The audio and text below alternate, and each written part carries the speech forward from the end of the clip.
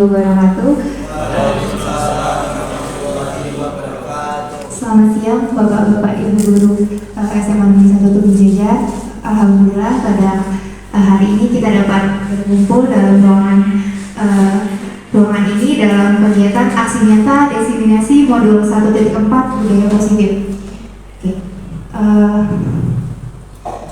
Izinkan saya untuk memandu kegiatan pada hari ini yang sebelumnya saya membacakan rangkaian acara pada siang ini. Yang pertama yaitu pembukaan, yang kedua yaitu penyajian materi, yang ketiga sesi tanya jawab, yang keempat penutup, dan kelima mungkin masukan dan arahan. Marilah acara ini kita buka dengan lafal basmalah. Bismillahirrahmanirrahim. Selanjutnya penyajian materi yang akan disampaikan oleh Bapak Santoso SPDGR. Kepada Bapak Santoso SPDGR dipersilakan. Terima kasih kepada Bapak acara sebelumnya. Assalamualaikum warahmatullahi wabarakatuh. Waalaikumsalam warahmatullahi wabarakatuh. Tabihun. Ya pun. Yang saya hormati para Bapak Ibu Dewan Guru SMA 1 Tubijajar yang berkenan hadir di lab komputer 2 ini dalam keadaan sehat walafiat tanpa ada kurang suatu apapun. Kedua kalinya sholawat serta salam anak tetapi kasih mengagungkan kepada junjungan Nabi kita Nabi Muhammad Sallallahu Alaihi Wasallam. Mudah-mudahan kita semua yang hadir di sini kelak mendapatkan syafaatnya di yaumul kiamat kelak. Amin amin ya robbal alamin. Bapak Ibu Dewan Guru yang saya hormati, sebelum saya memaparkan aksi nyata saya di dalam program pendidikan calon guru penggerak angkatan ke-7, Bapak Ibu, saya Santoso SPDGR berkesempatan untuk mengikuti pendidikan guru penggerak angkatan ke-7 yang pada kali ini saya diberikan tugas wajib dari BGP dan sekaligus Kementerian Pendidikan, Riset dan Teknologi untuk memberikan sebuah pembebasan berbagi. Sebelum saya menyampaikan materi, akan beberapa hal yang saya sampaikan Ibu Bapak yang saya hormati. Yang pertama bahwa saya akan menyampaikan materi yang intinya itulah materi yang saya dapatkan selama pendidikan 2 bulan ini. Intinya kami ingin berbagi, tidak bermaksud menggurui, tidak, tetapi kami maksudnya adalah berbagi. Apa sih sebenarnya pendidikan guru penggerak itu, apa yang ada di dalamnya? Jadi nanti pada saat saya menyampaikan materi, Bapak Ibu, mohon apa yang mungkin kurang jelas ingin Bapak Ibu tanyakan ke kami. Kita sifatnya diskusi, saling berbagi apa sih yang dimaksud dengan budaya positif yang ada di slide yang sebentar lagi akan saya paparkan. Begitu ya Bapak Ibu, barangkali ada pertanyaan silahkan disiapkan ya, disimpan dulu pertanyaannya. Nanti setelah selesai nyampaikan, saya akan mungkin bisa berbagi seperti apa. Baik, izin Bapak Ibu yang saya hormati, saya izin berdiri biar suasananya lebih enak ya Bapak Ibu ya, lebih santai, rileks dan bisa komunikatif begitu Bu ya. Baik, langsung saja pada kesempatan kali ini Bapak Ibu yang saya hormati, tugas dari guru penggerak itu memang luar biasa ya. Tujuannya adalah ini visi misi dari Pak Menteri Pendidikan kita Bapak Nadiem Makarim, bahwa diharapkan sekolah-sekolah itu menjadi guru-guru dan berangkat dari guru menggerakkan sekolah. Sebagaimana visi seorang guru penggerak adalah tergerak, bergerak dan menggerakkan. Artinya apa? Tergerak dulu dari kita ini.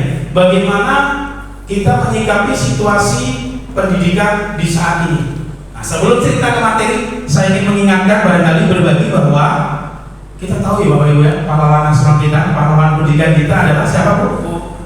Fitri Ki Hajar Dewantara. Kita tahu semua ya Bapak Ibu ya, Pak Ahmad ya, Ki Hajar Dewantara. Kita ingat sejenak bahwasanya Ki Hajar Dewantara itu mempunyai 3 slogan yang sampai hari ini menjadi slogan di dunia pendidikan. Apa itu? Ing ngarso sum tulodo, ing madya mangun karso, dan tutuli handayani. Selamat datang Bu Chandra, terima kasih. Mohon silakan dulu.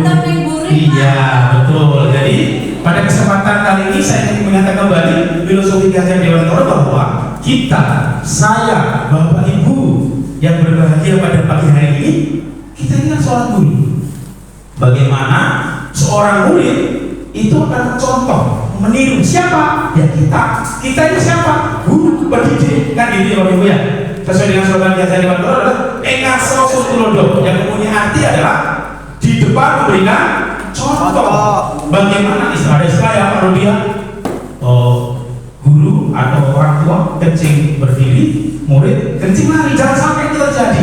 Maka dari itu filosofi Ki Hajar Dewantara yang pertama Engaso Sutulodo, bagaimana kita memberikan contoh kepada murid-murid kita ya. Jadi bagaimana? Oh, Pak Rudi datangnya terlambat, Pak Rudi datangnya terlambat.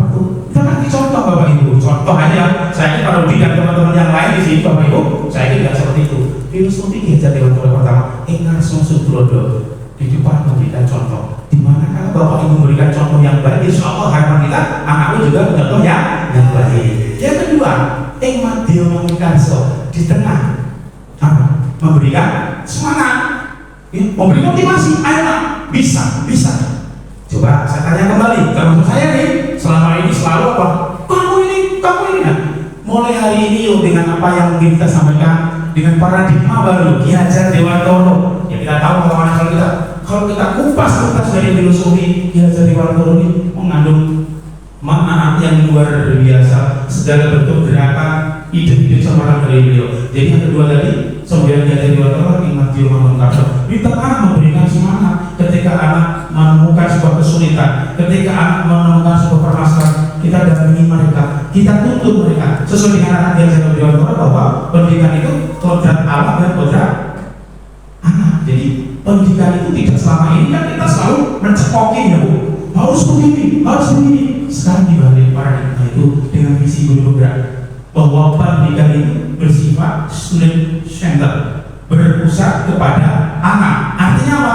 Pendidikan itu kalau selama ini kita selalu dari guru dibalik. Sekarang betul-betul ya bicara teori kita berusaha bahwa pendidikan itu harus betul-betul memperhatikan keinginan, kemampuan, bakat dan apa yang menjadi prestasi anak. Jadi betul-betul kita kalau misalnya murid 36, Pak sulit dong Pak, 36 orang kan 36 karakter. Bagaimana saya mendidik mereka ke 36 sifat? Ya tentunya Bapak Ibu, kita kan harus melihat kalau sekarang paradigma yang baru ya, bahwa pendidikan itu betul-betul menyesuaikan dengan kondisi anak. Artinya apa? Anak itu mempunyai karakter beda-beda. Nah, artinya mungkin anak yang estetik dengan anak yang mungkin visual akan berbeda pola pengajarannya. Maksud Ki Hajar Dewantara, sesuaikanlah ketika mengajar itu betul-betul dengan karakter anak. Ya 36 yang tidak serta-merta Bapak menggunakan metode pengajaran, pendekatan pengajaran 36 ya enggak. Artinya mungkin disesuaikan tidak seperti apa. Yang intinya proses pendidikan Bapak dalam kegiatan belajar mengajar itu berpihak kepada anak sesuai dengan sifatnya tadi student center, gitu ya.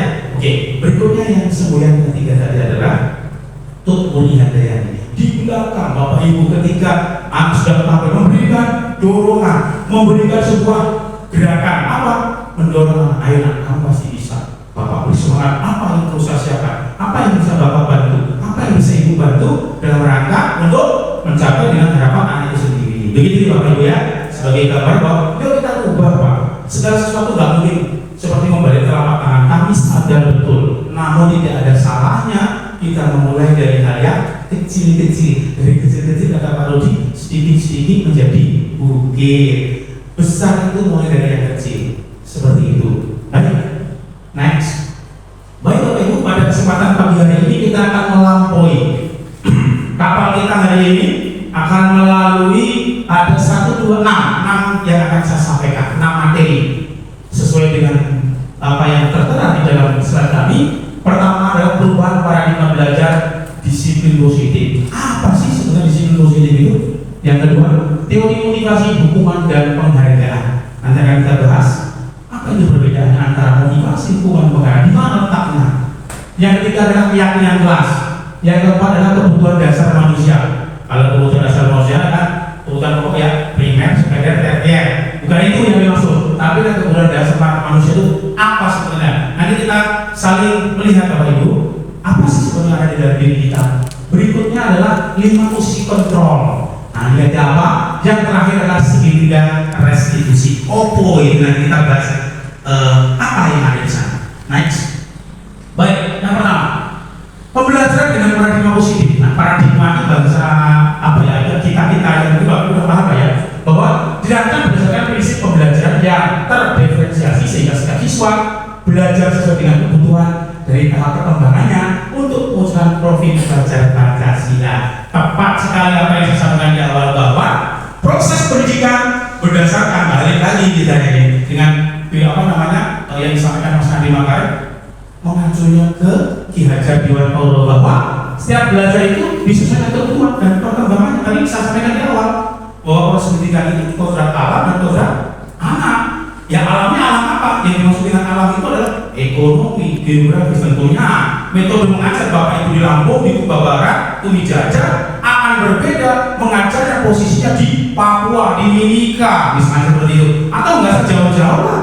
Kita metode mengajarnya di suku Jajar 1 ya, di Kuba Barat, ke Lampung Tengah, ke Bandar Lampung, itu sangat berbeda. Itu yang dimaksud dengan kebutuhan siswa dari tahapan perkembangannya. Perkembangan lainnya apa? Di kota alam, gizi ekonomi masyarakat berbeda.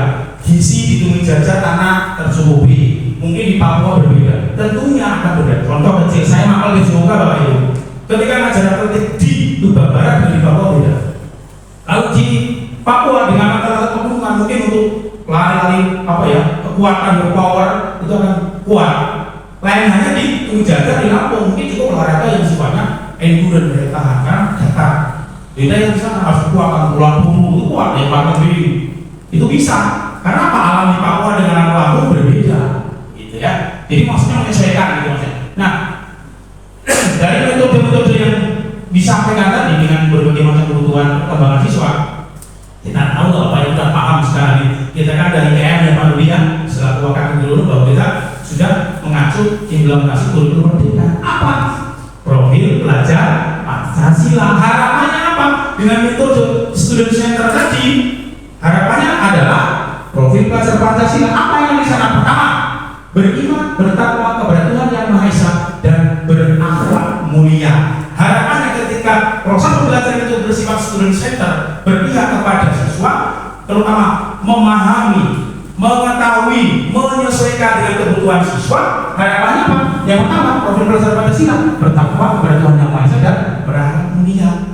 Ya tentunya muatan-muatan dalam proses pembelajaran itu menyesuaikan, misalnya PKN, ibuku, Bu Chandra mengajarkan tentang ketuhanan bagaimana ya, sila-silanya, kemudian bagaimana dia menyadari untuk melakukan tergerak dengan sendirinya tanpa harus dipaksa, gitu ya.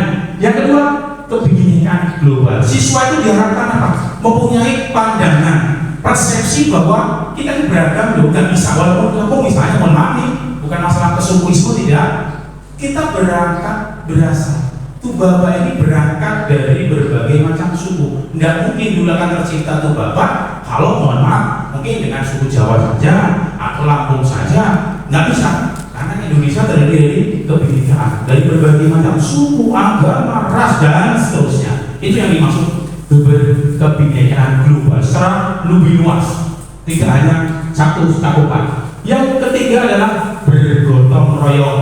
Dari seperti anjing, bagaimana Bapak Ibu menggerakkan dari hal kecil saja, ciptakan di dalam kelas itu situasi yang baik apa? Bergotong royong, gitu kan? Saling bantu, menghargai satu sama lain. Lebih nanti akan saya sampaikan di materi berikutnya. Ya, kemudian yang keempat, kreatif dengan Ibu menggunakan metode yang menyesuaikan kepada siswa. Harapannya, sesuai dengan profil pelajar konsep, timbul ide-ide kreatif daripada siswa. Diberikan kesempatan, anak itu beride, berinovasi, begitu Bapak Ibu. Berikutnya, bernalar kritis. Nah, saya termasuk ini yang termasuk ada anak dengan apa yang saya sampaikan, mungkin Bapak Ibu di kelas menyampaikan pendapat, menyampaikan materi. Izin Bu, Pak, kenapa? Pak, ini kelas pendapat, mau pendapat segini ya. Kalau sesuai dengan profil pelajar Pancasila, Ibu Bapak mohon dengan saya, jangan dilarang, jangan dimarah. Itu wujud bentuk anak berusaha untuk bernalar kritis, namun tetap mengutamakan karakter, mengutamakan etika, adab, sopan santun. Tentunya begitu ya Bapak Ibu ya, seperti itu. ke-6 adalah mandiri. Dengan harapannya apa? Ketika anak diberikan tugas, anak diberikan kesempatan untuk berinovasi, akan tercipta individu-individu yang mandiri. Mandiri dalam apa? Berbuat. Mandiri dalam apa? Berinovasi, membuat suatu hasil karya. Dia berikan kesempatan. Satu hal yang mungkin saya bisa berbagi bahwa, saya juga baru tahu Bapak Ibu bahwa pendidikan itu betul-betul sekali lagi studi sudah terjadi pada anak, berpusat pada anak. Kembali kalau selama ini kan kita selalu cekokin, kita selalu memberi, kita ubah paradigma, mindsetnya berubah. Kita betul-betul memperhatikan. Nih Bu Fitri ini ngajar nih matematika ya Bu ya. Oke. Ini kok ketika saya ngajar jam 12, ini saatnya pas jam-jam rawan nih Pak Ibu ya, ngantuk-ngantuknya gitu. Nah bagaimana berinovasi Ibu ketika mengajar? Anak ini kalau jam 12 sih senangnya dengan yang dikasih gimmick-gimmick ya, mungkin ya apa namanya streaking apalah, biar dia nggak ngantuk gitu kan. Kalau olahraga untung ya kita Pak Umar, Pak Bagus, kita diberikan pagi hari ya, walaupun ngantuk dipaksa bergerak sehingga nggak ngantuk. Bapak Umar agama suruh hafalan ya, itu mungkin bisa dilakukan dengan cara-cara Bapak supaya anak memberikan semangat untuk belajar. Atau mungkin Bapak kita Pak Sidin ya, ketika bahasa Inggris ya Pak ya, bagaimana Bapak memberikan semangat ya. Saya dulu jujur, saya itu murid beliau kan, jadi saya senangnya seperti Pak Wajid kalau pas siang saya bikin anekdot sehingga teringat betul saya diberikan semangat sehingga bahasa Inggris saya jadi dia kan bukan bahasa Inggris ya, anekdot yang lucu-lucu sehingga semangat ya, karena Pak Wajid jam siang habis subuh pernah juga bahasa Inggris. Jadi bagaimana silahkan Bapak Ibu berinovasi terus, karena pendidikan itu Bapak tidak akan berdiri di sini, pendidikan selalu berubah mengikuti perkembangan zaman. Yang mohon maaf, ketika saya sekolah saya bandingkan yang namanya teknologi seperti ini Bapak Ibu, sesuatu wow. Tapi bagi anak sekarang teknologi TIK ini bukan sesuatu yang wow, udah sehari-hari. Nah kita harus sama Bu, kita tidak melihat usia, tidak melihat umur, tidak melihat jenjang. Ya kita karena pendidikan seperti ini ya terus berikut perkembangan teknologi seperti itu. Baik, itu yang dimaksud dengan profil pelajar Pancasila. Mungkin selama ini kita IKM ya Pak Rudi sebagai orang kurikulum sudah tergambarkan, namun mungkin lebih detail nanti akan kita bahas. Tidak akan bosan ya profil pelajar Pancasila, apalagi Ibundaku Bu Chandra ini pas guru PKN kalau profil pelajar Pancasila apa kata-kata Pancasila, nah itu udah pasti kan, udah ngotong ya, udah lewat. Next, oke baik, saya kan bisa lebih lanjut dalam budaya kita. Makna kata disiplin, disiplin mungkin selama ini akan berpikir apa, di mana menjadi sesuatu yang berdepan seseorang pada orang lain untuk mendapatkan kepatuhan. Makna disiplin cenderung menghubungkan kata disiplin dengan ketidaknyamanan. Contoh, ketika saya di gerbang nih, anak, orang kan melihatnya disiplin itu kan tepat waktu, ngerjain banyak jika bukanlah sebuah kesadaran, namun itu anggap kalau aku nggak ngerjain ya dimarah, aku nggak ngerjain ya dihukum. Kita rubah mindset itu, jangan hanya karena sehingga menimbulkan ketidaknyamanan. Harapan di pengguru penggerak ini kita sebarkan budaya-budaya positif bahwa disiplin itu menjadi sebuah budaya, sebuah kebutuhan pribadi tanpa disuruh, tanpa diingat pun itu menjadi sebuah habit, sebuah kebutuhan sehari-hari. Kalau semuanya satu gerak, satu kata disiplin, ya siswanya, ya kitanya, insya Allah semua apa menjadi profil pelajar tujuan di awal tadi tercapai. Jadi yang dimaksud disiplin ini kalau selama ini paradigmanya bahwa menimbulkan ketidaknyamanan. Yang dimaksud ketidaknyamanan apa? Ketika saya melanggar, contoh datang terlambat pasti kena hukum, nggak kerjain PR kena hukum. Nah itulah yang dimaksud ketidaknyamanan. Jadi maksudnya, yuk kita budayakan anak itu berusaha tergerak hatinya secara otomatis. Aku harus datang tepat waktu nih, saya harus kerjain PR nih. Bukan karena Bu Chandra, bukan karena Pak Rudi. Memang ini kerjaan saya, bukan karena Pak Sidin, karena Pak Sidin. Bukan karena itu, tapi betul-betul saya mengerjakan ini ikhlas, tulus. Inilah ilmu yang akan saya dapatkan ke depan. Begitu Bapak Ibu, yang dimaksud dengan disiplin. Berikutnya, sebagai pendidik kita, tujuan kita adalah menciptakan anak-anak yang memiliki disiplin diri sehingga mereka bisa berperilaku dengan mengacu pada nilai-nilai kebijakan universal dan memiliki motivasi intrinsik. Motivasi dalam diri, bukan ekstrinsik, bukan karena Pak Rudi, bukan karena Pak Komar, bukan karena Pak Nopet, bukan itu yang dimaksud. Yang kalau bisa tugas kita memberikan motivasi dari dalam disiplin itu sendiri. Jadi bagaimana ini berat memang, tetapi ayo, saya jujur, Saya juga nggak ngerti guru penggerak ini apa, tapi dengan semakin masuk, lama-lama saya nikmatin. Oh, maunya pendidikan zaman sekarang itu seperti ini loh. Nah, satu diantaranya kita nggak usah dulu bicara prestasi, Bu. Ini dulu basic dasarnya. Jadi timbul motivasi dari dalam intrinsik. Kalau X ya dari luar, gitu.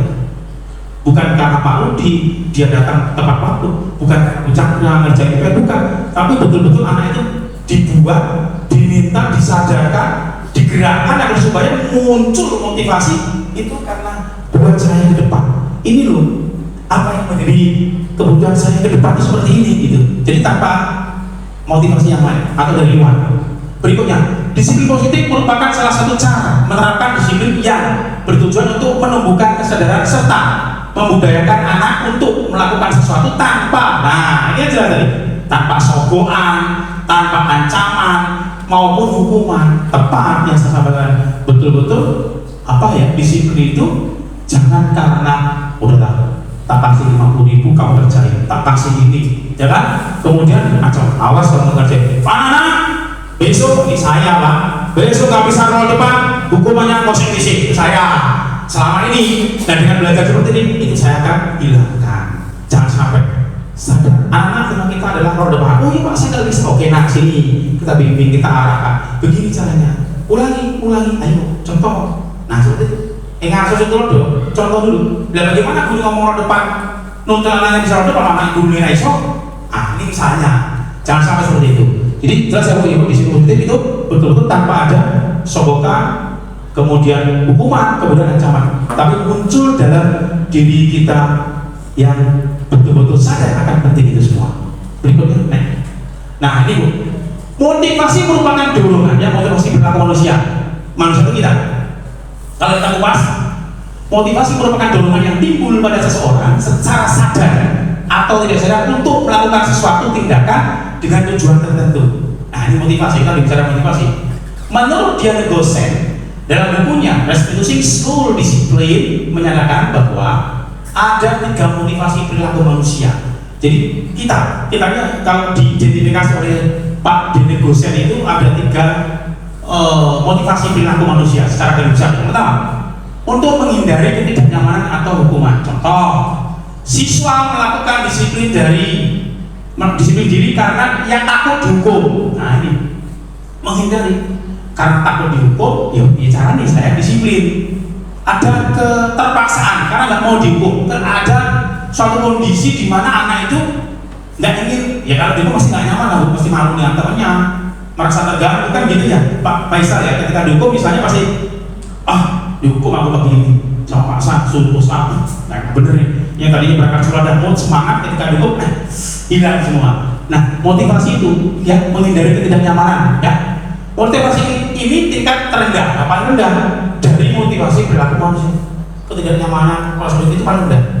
Yang berikutnya, motivasi manusia atau perilaku itu untuk mendapatkan imbalan atau penghargaan dari orang lain. Pak Rudi ngomong kalau tepat waktu aku dikasih 50.000. Nah, gimana saya dapat 50.000? Ya itu. Pertama takut, yang rendah naik sedikit, melakukan ini karena Pak Rudi ingin ngasih saya 50.000 misalnya gitu. Siswa melakukan disiplin dari diri karena ingin mendapatkan imbalan. Motivasi ini bersifat eksternal. Nah, betul, eksternal dari Pak Rudi bisa memberi imbalan 50.000. Motivasi ini satu tingkat di atas motivasi yang pertama. Nah ini agak naik dikit grade-nya, ya agak naik. Yang ketiga, untuk menjadi orang yang mereka inginkan dan menghargai diri sendiri dengan nilai-nilai yang mereka percaya. Maksudnya apa? Siswa melakukan disiplin diri karena sadar akan nilai kebajikan dirinya. Motivasi ini berasal dari intrinsik. Nah inilah yang akan kita capai harapannya. Motivasi ini satu tingkat di atas motivasi yang pertama, betul. Jadi harapan yang ketiga perilaku kita ini. Jadi betul-betul kita melakukan disiplin diri itu betul-betul muncul dari dalam diri kita, niatan kita gitu. Bu Fitri datang ke sekolah ngajar tepat waktu, nggak usah izin, ini ngaji misalnya, mohon maaf. Ya betul-betul datang itu, ya betul-betul yang aku udah sarjana pendidikan matematika. Ingin berbagi pada anak saya, ingin ngajar, ya datang. Kalau ngajar itu dengan motivasi diri sendiri, yakinlah bahwa sesuai dengan ingat sosial ibu bikin siswa disiplin, anak akan ikuti. Ketika ibu datang misal aja Bu, bahkan yang terlambat, ya kan? Nggak masih lupa, nggak datang, nggak ngajar, malah duduk di ruang guru. Gimana siswanya? Ada apa? Guru ini ngono, guru ini terlambat. Ini misal, tapi saya yakin itu ya. Misal dari kecil ibu mak seperti itu. Jadi harapan kita Bapak Ibu yang saya hormati, harapan kita yang ketiga. Jadi motivasi itu muncul dalam diri kita, kesadaran kita. Yuk next. Nah, konsep disiplin dengan identitas ini ada identitas gagah dan identitas sukses. Yang ini sahabat sampaikan di sini Bapak Ibu, konsep disiplin itu identitas gagah itu apa? Hubungan. Contoh. Jadi yang dimaksud dengan konsep disiplin dengan identitas gagah berarti kalau melakukan sesuatu itu bermindset pola pikir hukuman menyakitkan. Ya kan Bu, kalau hukuman itu menyakitkan di Pak Bu misalnya kan malu itu nyakitin orang dia. Dihukum malu itu bukan dia mami itu bercanda malu itu tidak nyaman pasti siswa takut memaksa siswa menyembunyikan kesalahan akhirnya apa Bu? Kenapa betul Pak? Tadi bersalah saya tembak kamu padahal dia melakukan sesuatu yang lain. Berikutnya siswa menjadi tidak diri ya di Pak Bu depresi mental. Berikutnya penghargaan ya kan tidak efektif karena apa? Untuk kamu selalu berpatokan pada penghargaan, merusak hubungan sifat diri bisa saja merusak hubungan ya, kemudian mematikan kreativitas. Ya sekarang ini kalau selalu apa-apa diberi penghargaan, dia akan berbuat apa? Ini aku misalnya ada lomba puisi, kalau selalu mindsetnya selalu diberikan penghargaan, selalu nih aku tak bikin puisi kalau kayak hadiah ini kayaknya nggak mau. Harapan kita di dalam proses pendidikan menurut Mas Menteri ini ya pendidikan itu sadar bagaimana kita mengkondisikan, memberi pengertian kepada anak supaya betul-betul apa yang dilakukan sadar itu merupakan sebuah kebutuhan dirinya dalam rangka mencapai tujuan dan harapan yang anak-anak masing-masing sedang menangani itu. Nah kalau ini dikit-dikit penghargaannya menghukum misalnya dengan sistem ranking, kemudian apa? Merawat sifat menghargai dirinya. Nah itu kalau sifatnya penghargaan ya konsepnya ini jelas gagah. Nah sebaliknya next. Nah ini harapan kita Bu Pak menurut pendidikan guru penggerak dan memang apa harapan daripada kurikulum merdeka itu Bu Pak bahwa apa tadi konsep disiplin itu harapannya mindsetnya ini Pak Bu. Pertama konsekuen. Kalau saya terlambat, konsekuensinya apa? Kalau saya tidak mengerjakan tugas, saya konsekuensinya apa? Nah ini nanti ada hubungan dan konsekuensinya Bapak Ibu bisa lihat. Yang pertama konsekuen, penguatan jangka pendek ya, perlu monitoring berkelanjutan, stimulus respon, memaksa siswa menghormati peraturan, kehilangan waktu untuk merenungi kesalahan. Jadi ketika siswa terlambat, kita tanya, kalau hukum kamu sudah terlambat 15 menit, ya kan? Saya hukum, langsung terpoin, itu namanya hukuman. Tapi kalau pertanyaannya begini, ketika namanya konsekuen, anak Pak Rudi tanya siswa, Nak Rudi, hari ini kamu terlambat? Iya Pak. Nah, kalau terlambat itu hukumannya apa? Ada beda ya ketika Pak Rudi, kamu terlambat. Sekarang saya hukum pusat 10 kali. Beda ya Bu kali ini dengan Pak Rudi, Mas Rudi, kamu terlambat berapa menit? Siapa bertanya? Jadi tidak menjatuhkan anak. Beda ya Bu, itu langsung bicaranya. Nah, kalau terlambat apa hukumannya? Jadi menanyakan kembali sehingga anak tidak merasa dihakimi, anak tidak merasa. Nah itu sering saya lakukan Mas tadi, tapi dari sini sama-sama saya juga ingin belajar. Nah belajar ini saya berbagi dengan Bapak Ibu. Ayo mulai yang seperti ini, gitu ya. Jadi konsekuen, ya. Konsekuensi apa? Kalau nggak ngerjain PR, apa konsekuensinya? Gitu. Berikutnya restitusi. Nah ini nanti akan kita bahas lebih jauh. Siswa bertanggung jawab untuk perilakunya. Jadi sedikit dari restitusi nanti akan kita sampaikan. Fokus pada pemecahan masalah jangka panjang. Jadi bahwa membuat disiplin anak ini bagus. Ini saya sadar, kami sadar bahwa tidak seperti membalikkan telapak tangan Bapak Ibu. Terus pokoknya besok gerbang dikunci jam siang, ceklek. Ini teori Pak. Tapi ketika sudah dikunci jam ceklek, kan banyak permasalahan itu. Ya kan? Ada keluar masuk lah, kemarin saya ribut mau sholat subuh ya Pak. Itu perlu pemikiran yang diskusi dulu baru bagaimana menyelesaikan masalah-masalah ini. Nah, fokus pada pemecahan masalah jangka panjang. Siswa menghormati dirinya dan orang lain. Kalau menggunakan teori segitiga restitusi nanti kita sampaikan. teori kontrol, dirinya memegang kontrol. Siswa bersemangat memperbaiki kesalahan. Dengan teori restitusi ini harapannya apa? Siswa itu ketika melakukan sebuah kesalahan yang hubungannya dengan disiplin, dia itu memperbaiki dirinya itu dengan sadar, ikhlas. Oh iya aku salah, oh iya aku harus memperbaiki diri. Tidak takut karena kalau dia ngomong, misalnya kamu selalu terlambat jam fisika saya, selesai kamu keluar, bukan begitu. Kamu nggak bikin blog sesuai dengan saya nilai E, bukan begitu Pak. Paradigma ini misal, semuanya misal. Yuk kita ubah paradigma ini dari sesuatu yang kecil yaitu candera. Kita nggak usah bikin gede kok Pak. Pasti jadi kecil aja. Jadi yang kecil-kecil dulu baru nanti lama-lama. Nggak usah berpikir panjang dulu, nggak usah berpikir kita harus besar dulu. Tapi dari yang kecil dulu. Next. Ya, konsep dari pendekatan restitusi. Nah, masuk baku. Di sini disampaikan bahwa konsep disiplin pendekatan restitusi sebuah cara menanamkan disiplin positif pada siswa. Pengertian restitusi.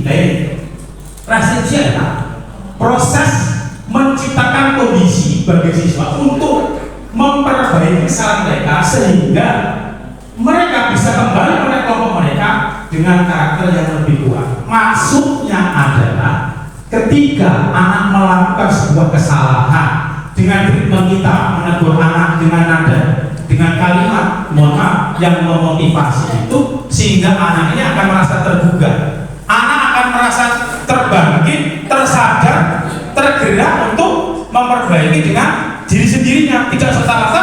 Lagi contoh tadi Pak Faisal menghukum ya, ketika siswa terlambat tidak stop, kamu terlalu jam saya jam setengah, kamu tugasnya 2 kali bikin gerakan tari misalnya. Nggak begitu Pak, tanya baik-baik ya, ditanya bagaimana sebaiknya ya, supaya anak bisa tergerak untuk menyelesaikan masalah. Contoh satu keterlambatan itu, contoh terlambat karena membantu ibunya atau mungkin mengantar adiknya. Bagaimana 2 hal itu bisa berjalan, misalnya bantu ibunya dan ngantar adiknya itu tetap jalan, mau demikian dia tetap tidak terlambat masuk sekolah. Mencari solusi, balik student center, kuncinya student center, berpihak kepada murid itu sekarang ini. Nah itu pengertian restitusi. Selanjutnya ciri-ciri restitusi Bapak. Restitusi bukan untuk menebus kesalahan, namun untuk belajar dari kesalahan. Nah tadi saya datang terlambat karena membantu ibu ngantar adik, anak diberi kesempatan. Ini kan kesalahan ini, tapi jangan sampai menjatuhkan mental anak. Tapi ditanya bagaimana itu terlaksana, pun demikian tugas kewajibanmu datang ke sekolah ini juga tidak terlambat. Jadi bagaimana? Mungkin datang lebih pagi, yang tadinya jam 6 baru bangun, yang setengah 6 biar itu sepertinya. Sebuah solusinya seperti itu. Memperbaiki hubungan guru. Kalau menggunakan tiga insya Allah selama ini hubungan bapak ibu dengan anak murid siswa mungkin agak kaku ya, sering marah-marah, baru dia dengan ini insya Allah bisa hubungannya menjadi lebih baik karena komunikasi bapak ibu. Tawaran bukan paksaan, kita tawarkan, jangan dipaksa. Kamu boleh antar ibumu, bapak adikmu, tapi kamu harus sendiri, jangan kata harus sendiri, jangan. Apa solusi kamu? Bagaimana? Tawarkan ke mereka ya. Nanti sedikit agak video dari saya, nanti paling sekitar 4 menit di akhir. Contoh segitiga restitusi penyelesaian masalah yang sama dengan anak kita. Ya sedikit aja, nanti terakhir ada video. Ya sedikit ide saya, mudah-mudahan nanti kalau gitu kan ya, nanti simpel aja Mas Pak Faisal. Berikutnya, belum sebelumnya menuntut untuk melihat ke dalam diri. Nah, jadi gini Bu, tugas kita ini Bu, ketika anak melakukan sebuah kesalahan, anak ini dibuat bagaimana ini gitu loh Bu, aku salah nih, saya terlambat nih siswa, bagaimana mengatasi ini, jangan sampai kita ini apa ya, jejelnya aku terlambat itu enggak, tapi menyadarkan anak, oh iya aku tuh terlambat. Nah bagaimana bukan terlambat, itu yang dimaksud dengan segitiga restitusi itu sendiri gitu loh Bu ya Bapak Ibu ya. Jadi mohon paham Ibu ya, Bu Rohmah ya, jadi menyadarkan itu. Saya yakin Bu Rohmah ini kan sudah pernah mendengar itu ya, tapi minimal mengingatkan saya ya, buat diri saya sendiri terutama dan berbagi. Berikutnya mencari kebutuhan dasar yang mendasari tindakan. Nah, tadi contoh satunya saya nggak kemana. Apa sih yang mendasari kok keterlambat tadi sampaikan Pak Ahmad Faisal bahwa nganter adiknya bantu ibunya. Kenapa dia bisa bantu ibunya? Oh, ternyata sepedanya nggak ada, motornya cuma satu. Bapaknya nggak bisa, mungkin lagi sakit atau mungkin kerjaan yang lain, sehingga saya berbagi, Pak, saya bantu ibu saya sebentar, habis itu nganter adik saya sekolah ya, karena nomor satu, nggak mungkin dong, Pak. Nah, mencari kebutuhan dasarnya apa sih menyebabkan saya jadi terlambat? Apa? Jangan kita yang menunjukkan, tapi biarkan mereka menyadari masing-masing anak kita ini. Aku begini, aku berantem. Contoh kemarin, si Riji Bintang jadi satu sama si Ardi misalnya. Apa yang biasanya dia berantem? Kenapa? Ada masalah apa? Jangan menjustifikasi saat itu. Wah, kok boleh pulang tuh? Kalau menurut pendidikan guru nggak begitu solusinya, Pak. Dipanggil, dicontoh ya Pak, contoh kemarin. Dipanggil, tanya, kenapa berantem? Dia nggak menghargai, nggak menghargai dalam apa? Oh, panjang, Pak. Panjang digali sehingga nanti ketemu titik dasarnya. Itu adalah metode yang diajarkan oleh para pendidik saya dan saya jadi muridnya saat ini. Dan saya berbagi ke Bapak sekalian, gitu loh. Nah, kemudian fokus pada karakter bukan tindakan. Boleh. Kayak Bintang contoh, saya sebut aja nggak masalah. Ini karakternya orangnya ini betul-betul nggak kaku-kaku nih. Kan kembali lagi studi center. Karakter anak, perilaku itu nggak bisa. Aku tuh bisa meratakan ketika Bapak Ibu ngajar. Ya kita lihat Pak Bagus, siswanya misal seperti ini, Pak Faisal begini, Bu Ratna begini, Bu Putri begini. Yang mana capek pasti 36 harus 3 tahun, 36 orang itu. Tapi inilah supaya tercapai pendidikan namanya kurikulum merdeka. Merdeka dalam apa? Anak itu bebas, masing-masing individu untuk mengungkapkan, menyampaikan apa yang menjadi pemikiran dia. Tentunya tidak lepas, harus dituntun, diarahkan. Oleh siapa? Kita itu siapa? Pendidik. Pendidik itu siapa? Ya guru. Guru itu siapa? Kita. Gitu loh Pak ya. Lagi kita terpapar ini harapannya bisa mengimplementasikan kepada anak-anak kita ketika nanti Bapak Ibu. Saya juga masuk ke kelas bisa mempraktekkan ini. Tapi jujur ini berat karena saya sudah mencoba Bapak Ibu.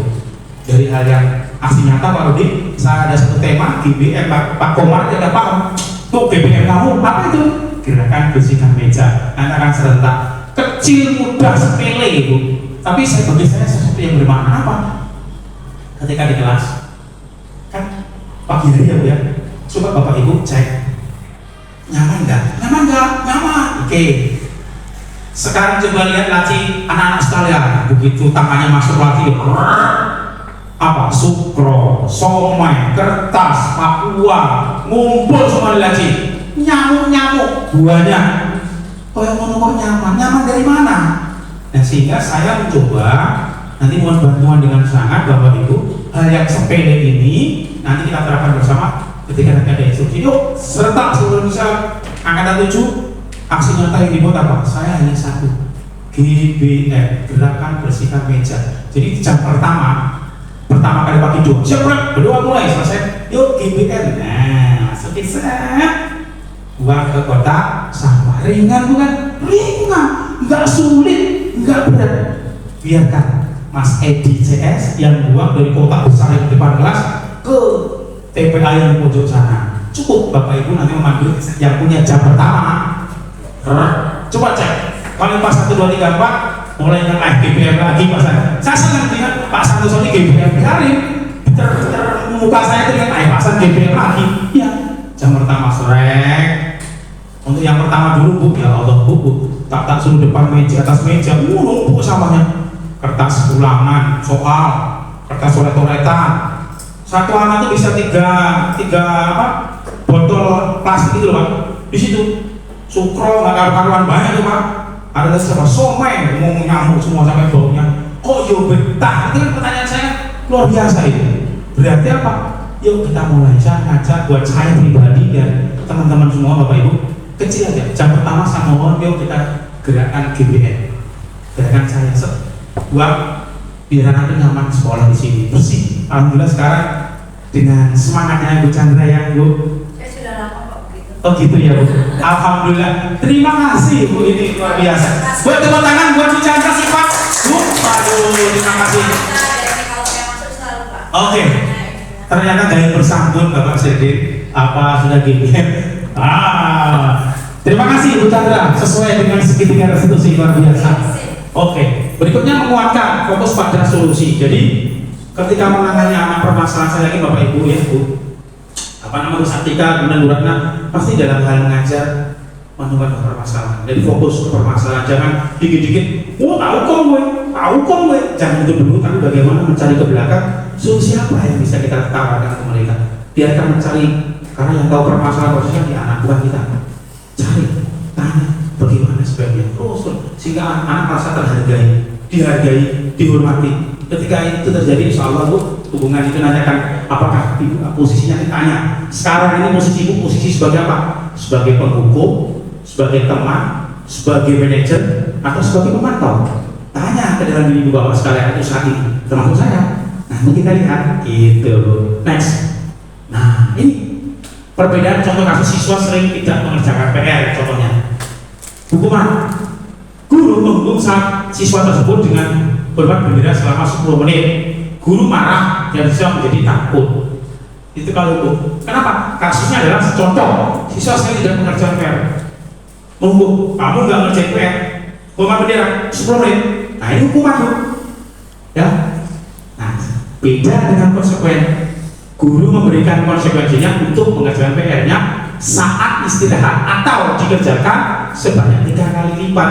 Itu konsekuen. Kamu nggak ngerjain PR, kamu kerjakan nanti pas istirahat. Jadi waktunya teman istirahat, kamu nggak istirahat, kerjakan PR. Itu namanya konsekuen, bukan dihukum. Kalau dihukum saat itu melihat kamu tidak ngerjain PR, bermat bendera, tes, itu namanya hukuman. Tapi kalau konsekuen, kamu ini contoh saya nyinggol air minum Pak Rudi, dan kalau saya hukum, tipe hukum Pak Rudi ngomong atau gurunya Bu Chandra, Santoso siap, kamu udah numpain air minum di mejanya Pak Rudi, kalian namanya hukuman, kamu usah 10 kali, itu namanya hukuman.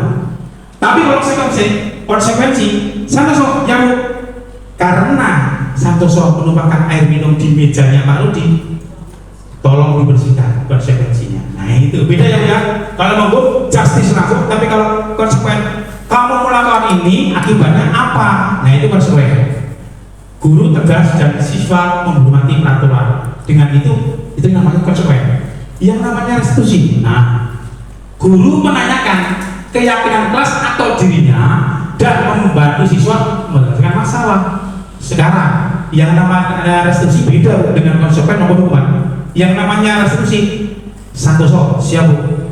Kenapa kamu menumpahkan air minumnya Pak Rudi di mejanya Pak Rudi? Ya saya nggak sengaja Bu. Kenapa nggak sengaja? Saya terburu-buru. Kenapa kamu terburu-buru? Panjang Bu restitusi. Ya karena saya nyenggol kepala buru-buru karena jalan sempit dan seterusnya, ada alasan. Tolong ya nak, bilang lagi, jangan lari-lari atau jangan tergesa-gesa. Kan kamu bisa pasti jalan atau mungkin bagaimana caranya, guru mengarahkan. Itu ada penyelesaian namanya segitiga restitusi. Guru terbuka dan siswa menghormati dirinya dan orang lain, saling menghargai. Maaf ya Pak Rudi, nah timbul membangkitkan semangat. Itu namanya restitusi. Beda dengan konsekuen, beda dengan hukuman. Berikutnya Bu. Nah, keyakinan kelas. Mengapa keyakinan kelas? Mengapa tidak peraturan kelas? Beda Bu. Kalau peraturan itu sifatnya terpampang, siswa terlambat 10 menit hukumannya sekian, siswa pakai sendal di kelas hukuman sekian, itu namanya peraturan. Tapi kalau yang namanya keyakinan kelas, nah ini kita belum. Mengapa kita memiliki peraturan tentang penggunaan helm pada saat mengendarai kendaraan roda 2? Kemungkinan jawabannya adalah untuk keselamatan. Kan ada. Jadi gini Bu, yang dimaksud di sini adalah contoh itu kan menggunakan helm. Kita pakai helm di jalan raya ketika mengendarai motor. Jangan artinya kita persepsinya karena polisi, bukan itu. Tapi utamakan adalah keselamatan. Berikutnya, mengapa kita memiliki peraturan tentang penggunaan masker dan mencuci tangan setiap saat? Kemudian jawaban untuk kesehatan. Nah, maksudnya di sini saya bacakan semua, nanti kita saring apa yang saya maksud. Nilai-nilai keselamatan atau kesehatan inilah yang kita sebut sebagai suatu keyakinan. Kesehatan, keselamatan, yakin nih. Aku pakai helm, aku yakin nih biar selamat. Aku cuci tangan nih biar selamat. Berikutnya, sebentar dulu. yaitu nilai-nilai kebijakan universal yang disepakati secara tersirat dan tersurat, lepas dari latar belakang suku, negara, bahasa maupun agama. Nilai-nilai kebajikan menekankan pada keyakinan seseorang akan lebih memotivasi seseorang dari dalam. Seseorang akan lebih tergerak dan bersemangat untuk menjalankan keyakinannya daripada hanya sekedar mengikuti serangkaian peraturan tertulis tanpa makna. Siswa pun demikian Bapak Ibu, mereka perlu mendengarkan dan memahami arti sesungguhnya tentang peraturan-peraturan yang diberikan, apa nilai-nilai kebajikan di balik peraturan tersebut, apa tujuan utamanya, dan menjadi tidak tertarik atau takut sehingga hanya sekedar mengikuti serangkaian peraturan-peraturan yang mengatur mereka tanpa memahami tujuan mulianya. Nilai-nilai kebajikan yang dapat menjadi landasan kita dalam membuat suatu keyakinan sekolah. Contoh, tadi saya contohkan, siswa dilarang menggunakan sepatu di dalam kelas. Jangan dipaksa siswa untuk tolong ketika di dalam kelas tidak boleh pakai sepatu. Tapi makna terkandung kenapa siswa nggak boleh pakai sepatu itu apa? Supaya kelas bersih. Supaya kelas kalau bersih apa? Sehat, kan gitu ya? Nyaman. GBM tadi kenapa harus begitu? Itu ketika itu bahwa punya mindset persepsi, oh nyaman, aman, sehat, sehingga tindakan-tindakan untuk mendukung terciptanya aman, sehat, nyaman belajar. Ya tadi, oh kalau nggak nyaman ya kotor ya dibersihkan, tanpa harus melihat peraturan, tanpa dilihat Bu Chandra, tanpa disuruh Pak Rudi tergerak. Nah untuk membuat itu tentunya nggak mudah, sulit. Tapi sesulit apapun ketika kita mulai dari hal yang kecil-kecil, contoh Bu Chandra sudah bersikap, itu udah sesuatu banget. Mungkin akan melihat koyo ngono, Allah koyo ngono, itu mohon maaf, saya yakin dan percaya Bu, dengan hal yang kecil itu saya yakin yuk kita mulai. Dan ini sudah dilakukan contoh ibuku, Bu Chandra sudah mulai, alhamdulillah terima kasih. Dan saya yakin sudah dilakukan oleh Bapak Ibu sekalian. Tinggal bagaimana ini menjadi sebuah habit kita buat, kita tanamkan menjadi sebuah habit kebutuhan kita. Jadi memakai helm bukan karena polisi, ya kan, pakai masker bukan karena nggak mau ketularan, memang satu diantaranya, tapi pakai helm karena keselamatan, cuci tangan, masker karena kesehatan. Dengan mindset selamat, kesehatan, naik motor ya orang peduli mau kemana, helm itu masih nyantol di kepala, bukan di sini Bu, pakai, itu harapannya. Kita diminta dalam kurikulum Merdeka tetap student center, tapi bagaimana kita membuat anak sadar untuk berbuat seperti itu, berbuat yang baik tadi. Next, pembentukan keyakinan kelas atau sekolah. Nah ini nanti tugas saya mungkin dengan ibu juga membuat sebuah keyakinan, tidak peraturan tapi keyakinan di kelas masing-masing sesuai dengan nomor Bapak Ibu masing-masing. Nanti apa? Keyakinan kelas bersifat lebih abstrak daripada peraturan yang lebih merinci dan konkret. Peraturan tertulis, ini tidak ada peraturan lain, ini ada ya, cuci tangan, pakai seragam flag, apa seterusnya misalnya. Keyakinan kelas berupa persyaratan-persyaratan yang universal. Dia abstrak, tapi dia betul-betul membuat kita siswa itu menjadi sebuah habit, kebiasaan, ya, sebuah kebiasaan yang bisa membantu mereka agar lebih baik lagi dan lebih baik lagi. Pernyataan keyakinan kelas senantiasa dibuat dalam bentuk positif. Nah, jangan nakut-nakutin, tapi bagaimana anak bisa berekspresi tentunya dengan hal-hal yang positif. Keyakinan kelas hendaknya tidak terlalu banyak sehingga mudah diingat dan dipahami oleh semua warga kelas. Warga kelas ya, wali kelas, ya guru mapel, ketua kelas, sekretaris bendahara, dan seluruh anggota kelas. Itu namanya warga kelas. Keyakinan kelas sebaiknya sesuatu yang dapat diterapkan di lingkungan tersebut. Jadi kalau tiap kelas silakan Bapak Ibu nanti membuat kesepakatan kelas yang tujuannya bagaimana menciptakan kondisi kelas itu nyaman dalam hal belajar. Sesuai dengan yang tadi saya sampaikan berulang-ulang bahwa pendidikan kita ini harus betul-betul mengarah ke siswa, berpatokan kepada siswa, student center. Begitu Bapak Ibu. Semua warga kelas hendaknya ikut berkontribusi dalam pembuatan keyakinan kelas lewat kegiatan curah pendapat. Nah, luangkan waktu Bu Lili ya, selamat datang Bu Lili. Misalnya 3 jam pelajaran, 1 jam pelajaran buat kegiatan kelas. Apa itu kegiatan kelas? Bagaimana menciptakan kondisi kelas Bapak Ibu ketika mengajar, suasananya menjadi yang betul-betul yang diinginkan siswa. Apa itu? Mungkin kelasnya nyaman, kelasnya tenang, tidak ada yang sering cari-cari. Ciptakan. Contohnya apa? Contoh, kalau sering cari-cari, mohon izinnya itu izinnya ke toilet itu baru maksudnya. Kalau ke toilet jadi dikondisikan. Lebih baik izin ke toilet sebelum jam pelajaran dimulai, diberi kesempatan. Jadi ketika menangani kasus anak kembali ke studio center Ibu Bapak, sekali saya ingatkan, jadi kita betul-betul diminta. Kalau sesuai dengan filosofi biasa Dewan Toro, saya balik lagi tadi, kita kan betul-betul ke apa sih anak bukan anak gitu. Kalau selama ini kurikulum kita kan kita satu arah Bapak Ibu. Saya mau ngerocos sih, anak-anak jelas Pak, kan kita capek. Tapi kalau bagaimana proses pendidikan itu melibatkan anak, Ibu tinggal mantau nih, ini tentang kalkulus misalnya. Misal Bu, ini sin kosinus misalnya, saya nggak tahu matematik karena ini minimal lah bahasa itu nyambung lah ya. Nah ini gimana? Dibimbing arahkan, bagaimana? Bikin kelompok kecil. Pak Nopen, bagaimana membuat blog? Bagaimana membuat proyek kan gitu ya? Ini begini kan? Datang di mereka, ajak. Nanti Ibu Bapak silakan lihat. Oh, posisiku sekarang sebagai teman, posisiku sebagai apa? Kita lihat terakhir. Nah, berikutnya bersedia meninjau kembali keyakinan kelas daripada waktu dari waktu ke waktu. Maksudnya Pak, kalau keyakinan kelas, kesepakatan kelas itu maksudnya Bu. Kalau dari misalnya ada 5, ini yang nggak sesuai mana di sini berjalannya waktu ini evaluasi Bapak Ibu, sebulan, 2 bulan, 3 bulan. Ini cocok nggak? Mana yang nggak cocok? Kalau 5-5-nya cocok, misalnya peraturan itu, contoh tadi izin ke toilet sebelum jam pelajaran. Kalau misalnya pas jam pelajaran gimana? Kan disampaikan apa konsekuensinya? Kesepakatan kelas. Dihukum barang-barang itu apa hukumannya? Suruh piket menghapus papan tulismu, betul? Ya udah, ayo, sama tidak izin toilet. Nah misalnya, nggak apa-apa. Ciptakan suasana belajar itu betul-betul menarik. Seperti itu. Kalau PJOK ya kita atur Mas. PJOK jam pelajaran apa? Ya yang buat mereka sepakat. Kan kesepakatan yang bisa disetujui oleh semua siswa. Begitu. Next. Nah, prosedur pembentukan keyakinan kelas pertama, mempersilahkan warga sekolah atau siswa di sekolah atau kelas untuk mencurahkan pendapat tentang peraturan yang perlu disepakati di sekolah. Suruh ngomong mereka, jangan kita bimbing. Apa? Pak Rudi, Pak depan balik kelas 10, 8, 9 balik kelas. Ayo, ini kelas kita ini harus beda nih. Apa? Biar aman, nyaman. Kalian apa? Semua ngomong dulu.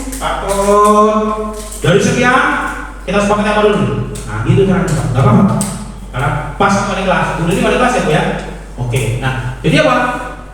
Mencatat dulu. Berikutnya, mencatat semua masukan-masukan para siswa di papan tulis atau di kertas besar, di mana semua anggota kelas bisa melihat hasil. Jadi semua ditulis dulu apa kesepakatannya, biar nyaman. Ini karena kembali lagi, insya Allah Bu, dari hal yang kecil, satu suara 100 karyawan dan 1054 siswa satu persepsi, yo angel, memang angel Bu. Tapi kalau itu semua tercapai Bu, yakin sekolah kita mantap, nggak melihat usia Uti, Yati, Chandra ini, biarpun saya udah bilang yakin, semangatnya loh Bu, kalah saya itu, ya Bu ya. Nah itu semangatnya luar biasa ya ini. Berikutnya, susunan keyakinan kelas sesuai dengan prosedur pembentukan keyakinan kelas tidak ada artinya. Gantilah kalimat-kalimat dalam bentuk negatif menjadi positif. Contoh kalimat negatif tidak boleh. Setelah ini hukum ini, kata-kata ini negatif boleh itu. Kalau misalnya Anda melakukan ini, sebaiknya, nah kata-kata sebaiknya, gitu loh Bu. Contoh kalimat negatif, jangan berlari di kelas atau koridor, itu negatif. Jangan lari, jangan kata jangan. Coba berjalanlah di kelas atau koridor, kan lebih soft, lebih menghargai. Jangan lari. Nah sebaiknya, tapi angel. Pak Rudi, saya guru BK. Kalau udah enak, udah siswa ada, gitu kan, saya yakin ini teorinya Bu, tapi minimal dengan teori Bapak udah terpapar, jadi kita jalankan. Menegurangan maksudnya, jangan, hilangkan jangan, tapi diganti dengan sebaiknya, berjalanlah, gitu maksudnya, ya, itu teorinya Bu, tapi yakin saya ini bisa nanti. Ini dari yang kecil yang lanjut, next. Nah, prosedur pembentukan keyakinan. tinjau kembali daftar curahan, kemudian tinjau ulang keyakinan sekolah. Setelah keyakinan sekolah kelas selesai dibuat, ya selanjutnya dilekatkan di dinding kelas. Nah, di dinding kelas dibuat tempelan, ya, buat tempelan supaya apa? Dilihat, diingat. Woi, kita ini udah nulis loh kesepakatan kelas di depan itu. Ketika melanggar gimana? Jangan dikit-dikit langgar denda 5.000. Jangan nominal langsung, Bu. Tapi Bapak, bagaimana ketika terlambat, ketika ada melakukan sebuah pelanggaran di kelas, upayakan kenapa dan seterusnya. Jangan itu. Waduh, udah jangan baru berpegang, jangan dipegang. Nggak jadi anak berekspresi. Nah, seperti itu ya. Jangan goreng. Ya, berikutnya. Contoh keyakinan sekolah. Oke, Bapak Ibu yang saya hormati. Pertanyaan kalau disimpang, nanti silakan ada forum diskusi kita. Barangkali tidak mulai mas 10 menit di akhir materi kita. Ya. Contoh keyakinan kelas selalu bersikap positif. Positif thinking aja Bu. Anak baru yakin nggak ketemu rigid itu anak berkebutuhan khusus. Iya. Positif aja Bu. Kalau bicara hati, Pak Rudy tidak mentok. Tapi dengan ini harapan saya adalah kita bersikap yang positif saja lah Bu. Insya Allah ini bagian dari ibadah. Tapi kebetulan licik sama Andalas tidak bermasalah. Nggak bermasalah ya Bu. Anteng ya Bu, alhamdulillah. Ini tidur, jadi lelah malam sama jam juga aja Bu. Ketika saya mengajar di kelas, yang Ibu sebutkan tadi, ya lelah tidur di sore. Nggak apa-apa dengan yang lain. Ya nggak apa. Itulah karakter anak sesuai dengan filosofi diajar di Wantoro. Student center. Gitu ya Pak Ari ya. Berikutnya, senantiasa menjadi diri yang terbaik. Berusaha bagaimana anak itu punya prinsip, aku harus menjadi yang terbaik. Gitu. Percaya dan menghormati orang lain serta barang miliknya. Percaya, tinggal pulpen di sebelah gua kalau di aman. Karena positif, nggak akan hilang betul. Kalau bersikap positif, berpikir positif, insya Allah nggak hilang, tuh aman, gitu kan? Karena kan budaya kita Bu, ya kan? Keyakinan kelas, berkomitmen terhadap setiap tugas. Nah, kalau ada tugas dikasih tugas supaya dikerjakan, piket ya piket, gitu Bu.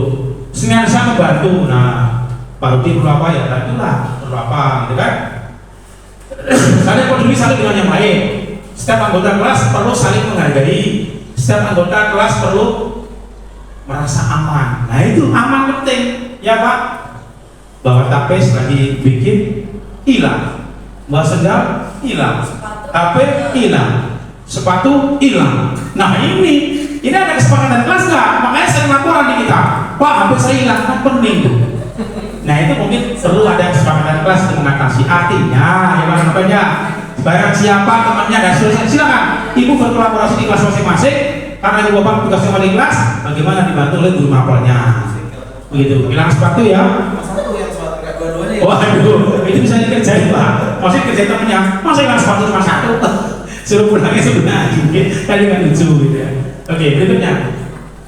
Ya, 5 kebutuhan dasar manusia. Nah, singkat cerita, seluruh dengan memiliki tujuan utama. Semua yang kita lakukan adalah usaha terbaik kita untuk mendapatkan apa yang kita inginkan. Ya nggak, Bu Chandra? Yang kita usahakannya merupakan tujuan kita. Ibu pergi kemarin itu kan ingin mendapatkan sesuatu yang Ibu inginkan kan? Ibu liburan Ibu inginkan nggak? Iya, jadi itulah 5 kebutuhan dasar manusia. Next, sorry sebelumnya. Ya, Bu Pak, kita sadar 5 kebutuhan dasar manusia itu ini loh Bu. Pertama, bertahan hidup. Ya Bu? Ya pasti, setiap individu ingin bertahan hidup kan? Yang kedua, kasih sayang dan rasa diterima. Ibu Bapak perlu kasih sayang kan? Ya itu kebutuhan dasar. Bu Lili perlu kasih sayang? Dari Mas Lulis ya? Iya. Perlu. Ya, bertahan hidup yang pertama pasti. Ya, survive. Kasih sayang. Kemudian dapat kebebasan, freedom, bebas. Pengen bebas? Ya bebas. Mau ke sana bebas, mau liburan bebas, mau ngerjain tugas, mau mengajar ya perlu kebebasan. Bagaimana kalau situasi nggak aman? Negara sudah kacau, sudah berhenti kan nggak bebas. Nah untuk itu manusia perlu kebebasan. Yang keempat, kesenangan. Ibu ketika ngajar, Pak Novel ngajar perlu senang nggak situasinya? Masa Bapak ngajar sepantang terus? Kan nggak, perlu senang ya, perlu happy. Murah ketika ngajar nggak ada bisnisnya perlu kesenangan ya, happy ya. jangan tertekan kan? Senangnya ibu itu merupakan kebutuhan dasar. Yang terakhir, penguasaan wajar. Ketika bapak ibu suatu saat nanti, siapapun itu pasti, entah itu mau yang jadi seorang penguasa di mana? Ruang lingkup bapak yang merasa bapak inginkan. Ketika Pak Nopen di rumah punya keluarga, Pak Nopen ingin menguasai istrinya, menguasai anaknya, wajar itu kebutuhan. Saya ketika di rumah, kan saya inginkan di rumah nih. Lain hanya kalau bapak ingin menguasai apa di mana, ya terserah bapak, ibu. Ya menguasai, gitu loh. Sesuai bapak keinginan bapak. Tapi dalam mata kutip tadi Pak, budaya positif. Punya orang positif nggak kan gitu ya? Ceritanya begitu. Oke, 5 kebutuhan dasar kita bu, Pak. Ini survive, kasih sayang, freedom, kesenangan itu apa? Fun, penguasaan itu power. Setiap orang punya itu. Itu 5 kebutuhan dasar manusia. Berikutnya. Nah, saya mau nanya, 5 posisi kontrol. Ibu bapak silakan nanya. Sekarang ini posisi bapak dan ibu posisi mana? Ini ada 4. Sebagai penghukum, kriteria penghukum apa? Seorang penghukum bisa menggunakan hukum fisik maupun verbal. Guru-guru yang menerapkan posisi penghukum akan berkata, nah, silakan nggak usah jawab dulu, silakan katanya satu persatu. Ini contoh aja bu, ibu posisi yang mana nih? Penghukum. Penghukum itu guru selalu berkata, patuhi aturan saya atau awas kamu. Nah ini berarti ibu posisinya penghukum. Kamu selalu saja salah. Berikutnya, pasti selalu yang terakhir selesai. Kamu ini pasti kamu terlambat, pasti kamu selesai kerjakan itu paling terakhir. Itu posisi guru sebagai penghukum. Guru seperti ini senantiasa percaya hanya ada satu cara agar pembelajaran bisa berjalan, yaitu dengan cara kita. Gitu. Kalau ibu masuk di sini, bapak, saya termasuk, mungkin menghukum, pembuat merasa bersalah. Beda kata-katanya. Ibu sangat kecewa sekali dengan kamu. Nah ini biasanya Bu Chandra ya bu ya. Iya. Berapa kali bapak harus memberitahu kamu? Nah, pembuat merasa bersalah. Gimana coba? Kalau orang tua kamu tahu kamu berbuat begini, aduh iya ya, bapakku nggak tahu, ini nggak tahu gimana. Nah, kita yang tanya kalau kata-kata ini, berarti kita masuk posisi pembuat rasa bersalah. Di posisi ini murid akan memiliki penilaian diri yang buruk tentang diri kita, diri mereka masing-masing. Murid merasa tidak berharga, yakin itu aduh. Nah, dan telah mengecewakan orang-orang yang disayanginya. Misalnya saya dengan ibunya, kok kayak gini ya? Nah, ini penghukum, pembuat rasa bersalah. Nanti bapak ibu pilih, menurut ibu yang ideal saya posisi mana gitu. Next, sebagai teman, saya nggak sebutkan di atas, langsung kata-kata yang sebagai teman. Ayo bantulah demi bapak ya, ini sebagai teman tuh. Ayo ingat tidak bantuan bapak selama ini. Nah itu, ya sudah kali ini tidak apa-apa. Nanti ibu bapak atau bantu bereskan. Kalau ibu bapak sering mengungkapkan kriteria kata-kata ini, berarti bapak ibu masuk kategori sebagai teman gitu loh. Hanya dari posisi teman adalah bila suatu saat bapak ibu tersebut tidak membantu, maka murid akan kecewa dan berkata, saya pikir bapak ibu teman saya, tahunya musuh. Ya kan? Murid merasa dikecewakan dan tidak mau lagi berusaha. Hal lain yang mungkin timbul adalah murid hanya akan bertindak untuk guru tertentu dan tidak untuk guru yang lain. Ini bahaya, ini ada kelebihan kurang. Murid akan tergantung pada guru tersebut. Nah ini posisi teman. Sekarang pemantau. Memantau berarti mengawasi. Nah apa kata-kata yang biasa seorang guru pemantau? Peraturannya apa? Apa yang telah kamu lakukan? Sanksi atau konsekuensinya apa? Ini bu tinggal posisi mana? Kita bareng-bareng kita tanya. Aku cocoknya yang ini pak, gitu kan? Seorang pemantau sangat mengandalkan penghitungan, catatan, ditulis, data yang dapat digunakan sebagai bukti atas perilaku seseorang. Posisi ini akan menggunakan stiker, slip catatan, daftar cek. Posisi pemantau sendiri berawal dari teori stimulus respon yang menunjukkan tanggung jawab guru dalam mengontrol muridnya. Itu punya absen semua dibagi. Caiki ya terlambat. Ya kan bu ya, putih cantik. Iki lho si Dava iki tiap pelajaran saya terlambat. Iki PR dan kerjaan gak pernah apa. Simposium serta udon tapi nek kotangan bisa ya, kotangan gitu ya. Seperti itu. Misalnya itu masuk kategori pemantau, kata-kata yang muncul. Terakhir yang next. Nah ini dianya mungkin. Posisi terakhir adalah manajer. Posisi di mana guru berbuat sesuatu bersama dengan siswa, mempersilakan siswa untuk bertanggung jawab perilakunya, mendukung murid agar dapat menentukan solusi atas permasalahannya sendiri. Nah, seorang manajer telah memiliki keterampilan di posisi teman maupun pemantau, dan dengan demikian bisa jadi di waktu-waktu tertentu kembali kepada kedua posisi tersebut bila diperlukan. Namun, bila kita menginginkan murid-murid kita menjadi manusia yang merdeka, mandiri dan bertanggung jawab, maka kita perlu mengacu kepada restitusi yang dapat menjadikan murid kita seorang manajer bagi dirinya sendiri. Di manajer murid diajar untuk menganalisis kebutuhan dirinya maupun kebutuhan orang lain. Di sini penekanan bukan pada kemampuan membuat konsekuensi, namun dapat berkolaborasi dengan murid bagaimana memperbaiki kesalahan yang ada. Jadi Bapak Ibu, dari 5 posisi tadi, penghukum, pemantau, kemudian next sebelumnya ya. Oke, pemantau ya, teman sebelumnya. Nah, pembuat rasa bersalah maupun penghukum. Next terus oh ya. Contoh penerapan 5 posisi kontrol. Penghukum, patuhi aturan sekolah lalu berdiri di depan kelas. Nah, ini penghukum. Kalau pembuat rasa bersalah, barangkali ibu harus beritahu kamu, ibu kecewa sama kamu. Nah ini pembuat rasa bersalah. Teman, ayolah, yang terbaik buat ibu bangga. Kalian ini tidak apa-apa, kamu salah. Teman, pemantau, kamu sudah melanggar. Apa peraturan dan konsekuensinya? Ini pemantau. Manajer, apakah kamu tahu kesalahan kamu? Kira-kira bagaimana kamu akan memperbaiki kesalahanmu? Nah, sekarang menurut saya Mbak Rahma, Bu Rahma, dari 5 posisi kontrol ini, ibu posisi di mana kira-kira? Gak apa-apa Bu, ini gak ada yang salah benar yang selama ini. Nah, silakan. Nah. Sepertinya kalau sekarang mungkin lebih ke posisi teman ya Pak. Tapi ya semoga bisa mencapai posisi manajer. Oh gitu. Alasannya Bu, kenapa teman? Apa yang dilakukan itu? Yang baru beberapa saat ngajar ya Pak, gimana? Apa yang bisa dilakukan?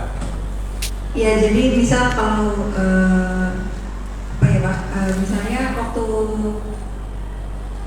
misalnya ini aja waktu latihan soal gitu ya. Ada siswa-siswa yang tidak berusaha sendiri gitu Pak, jadi lebih ke ada nanti aja deh, nyantek aja. Nah seperti itu kan kadang harusnya kan kita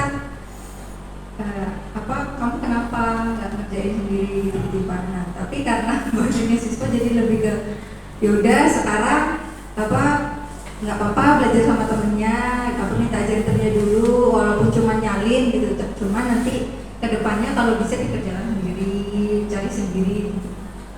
Seperti itu sih Pak.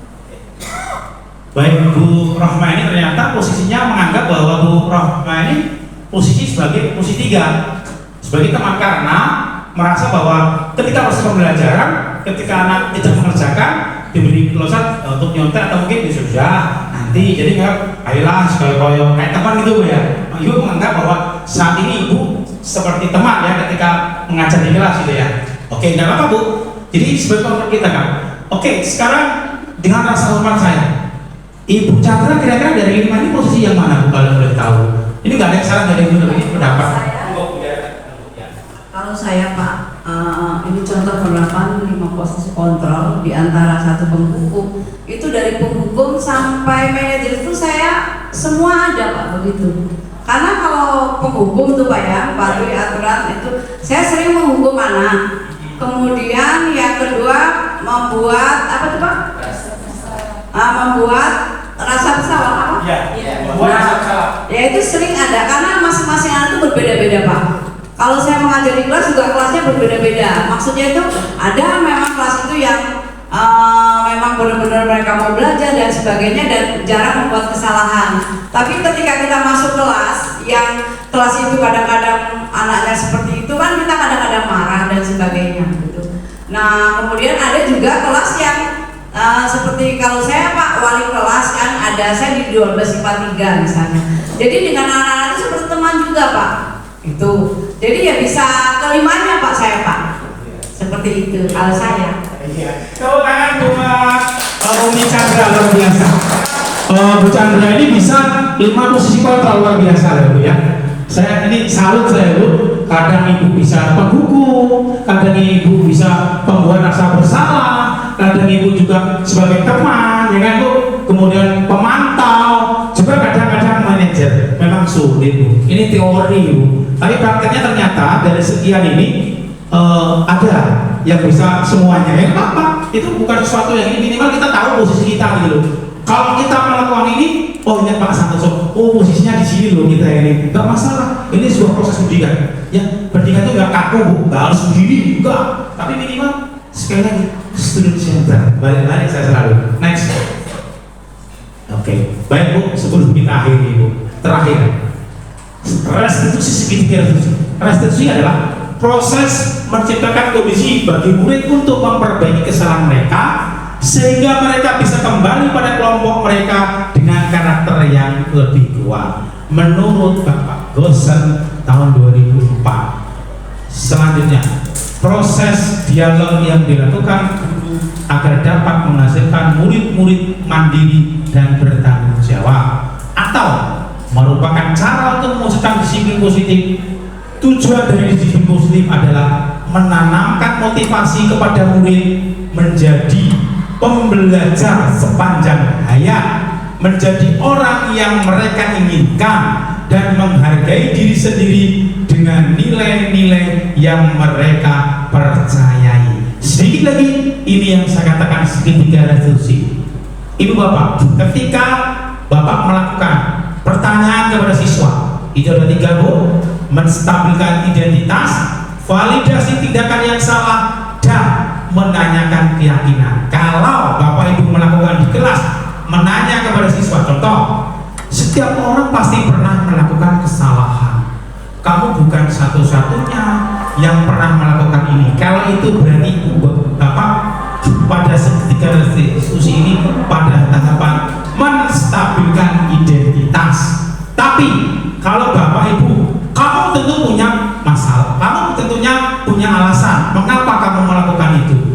Adakah cara yang lebih efektif untuk mendapatkan apa yang kamu butuhkan? Kalau Ibu menanyakan ke siswa, berarti Bapak Ibu pada tahapan validasi tindakan yang salah. Dan terakhir, menanyakan keyakinan. Kalau Bapak Ibu sering menanyakan ke anak, keyakinan kelas apa yang telah kita sepakati, dan kamu ingin menjadi orang yang seperti apa, berarti Bapak Ibu pada posisi menanyakan keyakinan. Inilah yang namanya segitiga restitusi, dan satu dengan yang lain ini nggak bisa terpisahkan.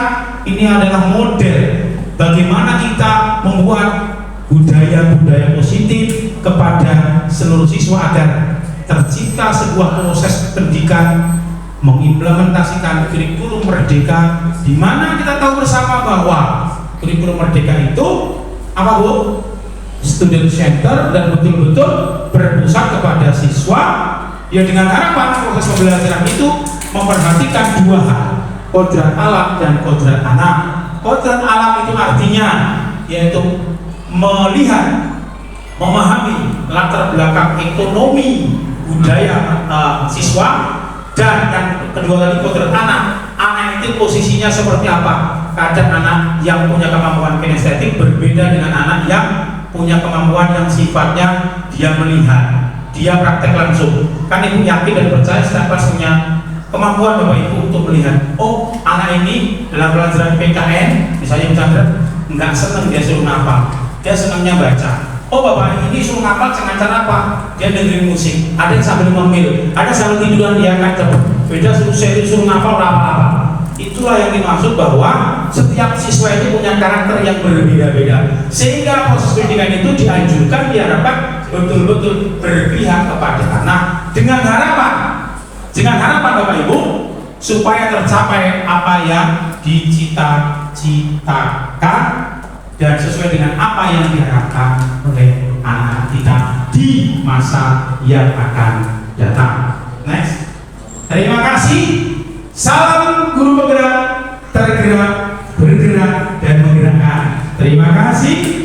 Untuk mengakhiri terima kasih pastinya Bapak Ibu sekalian, dan semoga bermanfaat. Nanti silakan untuk mungkin ini kesempatan bertanya ya 1-2 sebelum nanti sholat zuhur. Saya akhiri dulu. Assalamualaikum warahmatullahi wabarakatuh. Terima kasih. Salam guru penggerak. Berikutnya kembalikan ke MC. Terima kasih Bapak Santoso telah mengungkapkan materi yang sangat luar biasa. Selanjutnya sesi kali ini yaitu sesi tanya jawab. Tadi sudah disampaikan oleh Pak Santoso terkait bagaimana cara menerapkan disiplin positif ya Bapak, bahwa ternyata pendekatan cara menerapkan disiplin positif itu tidak hanya pendekatan menggunakan penghargaan dan hukuman itu kurang tepat ya Bapak. Ya lebih tepatnya menggunakan pendekatan institusi dan pendekatan konsekuensi gitu ya Bapak. Mungkin dari audiens ada yang ditanyakan. Kita buka berapa pertanyaan Pak? 2. Oke, 2 pertanyaan.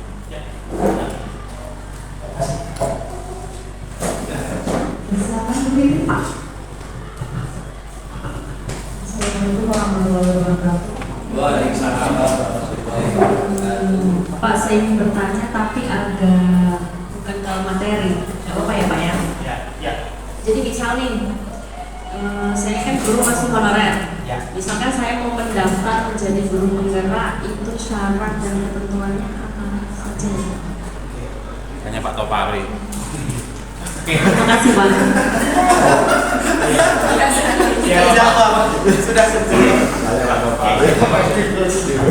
Baik, terima kasih. Pertanyaan yang luar biasa. Sedikit ya, ini mohon maaf saya berdiri biar lebih mantap. Jadi gini Bu Fitri, kalau pertanyaan itu sebenarnya cocoknya adalah untuk BGP atau mungkin pengawas. Namun sepanjang sesuai dengan pengetahuan saya, bagaimana ingin menjadi seorang guru penggerak, saya sampaikan Bu Fitri, tidak mesti jadi ASN. Karena pengajar praktik saya pun bukan seorang ASN atau P3K bukan, dia masih honor, nggak apa-apa. Jadi sarannya pertama itu sudah punya terdaftar SIM PKB belum? Sudah. Kalau ibu bapak sudah punya akun atau mungkin sudah terdaftar masuk dalam SIM PKB, ibu bapak daftarnya lewat situ. Di situ menunya banyak. Ada guru penggerak, PPG, Darjah, Perancam dan seterusnya. Silakan daftar terutama guru penggerak, apa AKM dan seterusnya. Jadi Bu Fitri silakan, sudah punya SIM PKB dibuka lewat situ. Guru penggerak ada daftar, silakan bisa lewat situ. Ikuti di situ tanpa harus ASN. Berarti nggak ada syarat-syarat yang ada di SIM-nya. Ya SIM PKB disitulah nanti tertera syaratnya apa. Ya, oke. Lagi, silakan satu lagi yang mau nanya. Ada lagi Bapak Ibu? Ya, oke Bu Lili silakan. Apa saya interaktif? Satu dan terakhir ya Bu ya. Oke silakan. Baik, terima kasih. Tadi ada yang Bapak sampaikan bahwa contoh-contoh keyakinan kelas ya.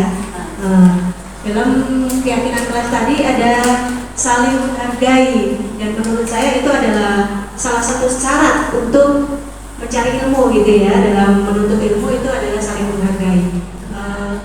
Menurut Bapak bagaimana cara menumbuhkan saling menghargai antar guru, antar teman? Seperti itu coba. Tepuk tangan dong buat Bu Lili ini sekali lagi Bapak Ibu. Bagaimana menumbuhkan rasa saling menghargai? Kalau menurut apa yang saya dapatkan Bapak Ibu, ketika ini kembali lagi ke individu ya Bu, kalau menghargai kan berkenaan dengan karakter ya Bu, dengan individu kita. Kita kembali lagi kalau saya Bu, kalau saya nih, contoh langsung lah. Bagaimana saya menghargai Pak Agus? Kalau saya berpikir begini, saat ini saya diminta misalnya suruh kumpul dengan materi Mas Agus misalnya tentang roda depan melibatkan oleh guru, saya akan berpikir begini, bagaimana nanti karena saya diberikan tugas sama dengan Pak Agus, artinya kita saling bantu. Kita berusaha menyadarkan diri kita bagaimana kita berbuat itu kalau posisi kita seperti dia, dan dia pun akan berbuat seperti saya. Saya rasa akan saling menghargai timbul seperti itu. Jadi kalau menurut saya sebuah tindakan saling menghargai mungkin contoh ketika di kelas ibu diberikan kesempatan kepada anak untuk saling mengungkapkan, itu wujud apa ya, menghargai. Contoh Bu Chandra dengan Pak Nopen diberikan tugas sama, yuk menurut Bu Chandra apa, silakan. Pak Nopen diam dulu nih, silakan kesempatan Bu Chandra untuk menyampaikan pendapat. Berikutnya Pak Nopen menyampaikan pendapat. Dari situ secara tidak langsung ketika kita membiasakan ke anak, insya Allah Bu, kita harapan kita memang sulit Bu, tapi minimal saya mengajak ayo dari hal kecil-kecil itulah. Dengan demikian Bu Chandra diberi kesempatan, Pak Nopen diberi kesempatan, akan timbul rasa saling menghargai begitu, tanpa harus memaksa gitu. Itu aja sih, simpelnya aja. Bagaimana Bu Lili? Oke, cukup, terima kasih ya. Baik, itu saja barangkali Bapak Ibu pada kesempatan siang hari ini, karena berbatas waktunya saya ucapkan banyak terima kasih kepada Bapak Ibu sekalian yang berkenan hadir pada siang hari ini. Mudah-mudahan bermanfaat. Tidak terlepas di sini Bapak Ibu, barangkali nanti di meja di ruang guru ada hal yang kita saling berkomunikasi, saling menghargai, saling bertanya, monggo saya terbuka lebar. Terima kasih, saya kembalikan kepada Bapak. Terima kasih Bapak. Untuk kegiatan hari ini sudah selesai. Saya ucapkan terima kasih kepada para Bapak Ibu yang telah hadir. Mari